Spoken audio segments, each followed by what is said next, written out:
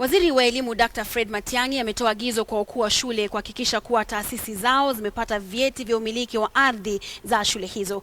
Akizungumza kwenye hafla ya maafisa wa elimu mjini Kisumu, Matiang'i amesema amejitolea kuhakikisha kwamba unyakuzi wa ardhi za shule umekoma kote nchini. Victor Gali na taarifa hiyo.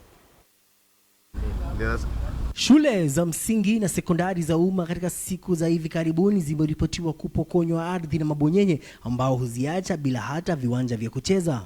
Kwa mujibu wa takwimu za tume ya ardhi nchini Kenya, kati ya shule 1032 ni shule 700 pekee ambazo zinamiliki cheti hicho, huku zingine 9000 zikiwa zinasubiri kupokea cheti hicho. We need to have information on all the schools, get this business of titling schools over and done with. And later on, as a result of the meeting we had this morning with the National Land Commission, a program that is coordinated by our colleague, the Director General, Lea Rotich, and a team that has been put together by the National Land Commission, is going to reach out to you, and we want those inventories on all the schools in your respective counties as soon as possible. Where there are challenges, like I know in Nairobi, I'm meeting with Governor Kidero on Thursday. Because we never thought, in our trust all over this country, we never thought that people in their rightful minds would go and steal land. Matiang'i aidha aliwaamuru maafisa wa elimu kuwajibika zaidi katika utendakazi wao, kwani wizara yake itaanza kufuatilia rekodi ya kila moja mwishoni mwa mwaka. We have been given particular targets and results that we must register. So it's not only you. I mean, that's how the world works. We must demonstrate that there is value for the money that the public is spending on us.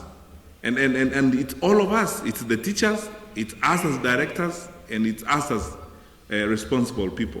Waziri huyo aidha alitangaza kuwa atabuni kamati maalum itakayowashirikisha maafisa wote wa kaunti wa elimu. Amesema kamati hiyo itahakikisha kuwa hadhi ya elimu nchini imepanda.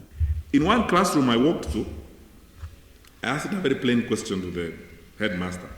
What is the ratio of students to a book in this class? He told us it is 1:1. None of us is blind. We were there. We could see it. At best, it was 5:1 or something like that. The kids are struggling over a textbook, and they have different textbooks. So I asked the question, what lesson is this? Say social studies. But this pupil has got a mathematics textbook. The other one has got a Kiswahili textbook. So who provides guidance in this place? Matiang'i alikuwa akizungumza kwenye warsha ya maafisa wakuu wa idara ya elimu nchini jijini Kisumu. Victor Ogale, KTN News, County ya Kisumu.